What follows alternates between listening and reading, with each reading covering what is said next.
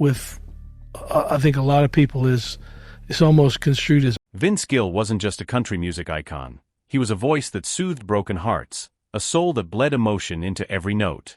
But behind the awards and chart-topping hits was a man quietly weathering one storm after another. His life story isn't just about fame, it's about heartbreak, healing, and holding on when everything seems to fall apart. He's won 22 Grammys and had 21 #1 hits, yet Vince's greatest achievements might be found not on stage, but in the way he's faced life's toughest moments. From childhood surgeries and family trauma to public scrutiny and health crises, Vince's story speaks to anyone who's ever had to fight for their peace. And through it all, his music never stopped being a sanctuary.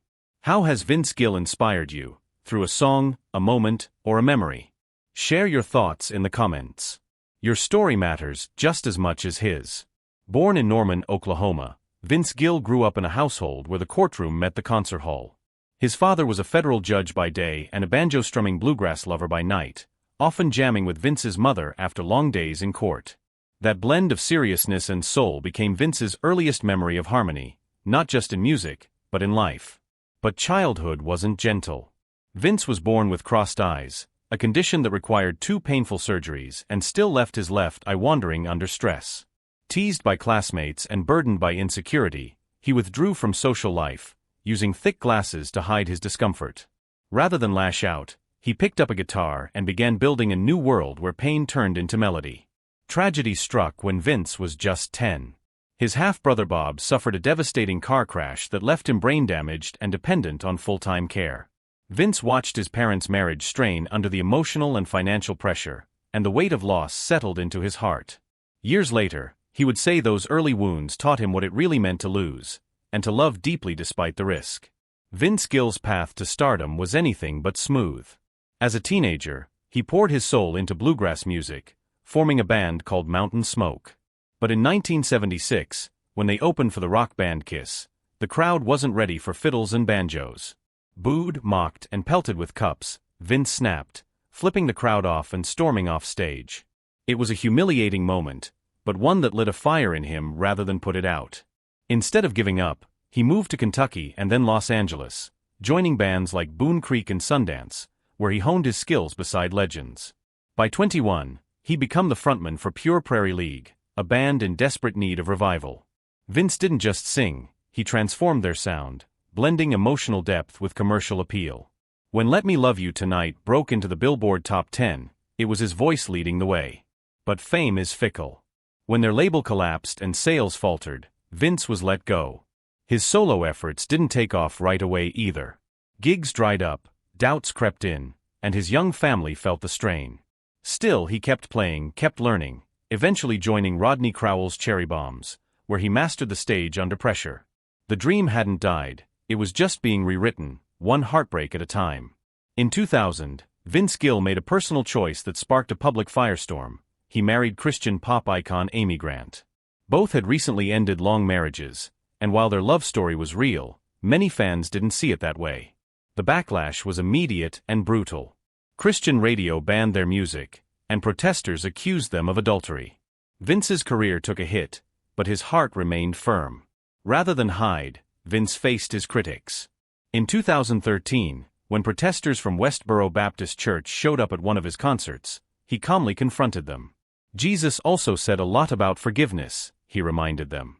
That moment, caught on video, showed the kind of grace under fire that defined him, not just as a performer, but as a man. He refused to let hate steal his peace or poison his love. That love was tested more than once. Amy suffered a traumatic bike accident in 2022, followed by a throat surgery that threatened her singing career. Vince put everything on hold to care for her. He missed concerts, stayed by her side, and became her support through memory loss and recovery setbacks. In those quiet moments of sacrifice, fans saw something deeper than music. They saw devotion, commitment, and a kind of love that doesn't quit when life gets hard. Life tested Vince Gill again in 2020, when what was supposed to be a routine cardiology checkup revealed a rare heart condition, PAPVR. The diagnosis was shocking. Vince had unknowingly lived for decades with a defect that could have led to heart failure. Just weeks later, both he and Amy underwent open heart surgeries during the isolation of the pandemic.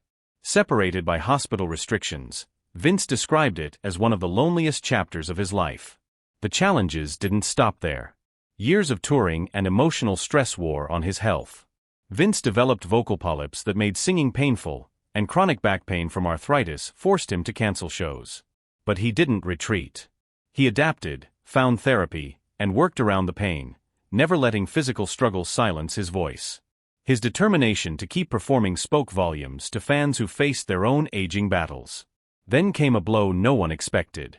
In late 2022, scammers used Vince's identity to manipulate an elderly fan, Joyce, into sending her life savings. By the time the truth emerged, she had lost nearly $450,000. Vince's team issued urgent warnings, but the emotional damage had already been done. It was a cruel reminder of how even a beloved public figure can be used to hurt others. Still, Vince responded with compassion, using the moment to protect others from suffering the same fate. After everything, loss, illness, betrayal, and pain, Vince Gill returned to the stage in 2025 with more heart than ever. His 50-year anniversary tour wasn't just a celebration of music, it was a testament to endurance. He stood under the lights of the Ryman Auditorium, not as a man untouched by life, but as one who had faced it all and still found a reason to sing. What sets Vince apart isn't just his voice, it's the story behind it. Every note carries years of sorrow and grace, resilience and hope. He didn't let criticism define him, or pain stop him. Instead, he turned adversity into art, and hardship into harmony. To watch him perform is to witness the triumph of spirit over circumstance. What lessons can we take from Vince Gill's journey? Maybe it's to keep going when everything feels heavy, to choose love over judgment, and to trust that healing is always possible. If this story moved you, please like, subscribe, and share it with someone who needs to hear it. Vince's story isn't over, and neither is yours.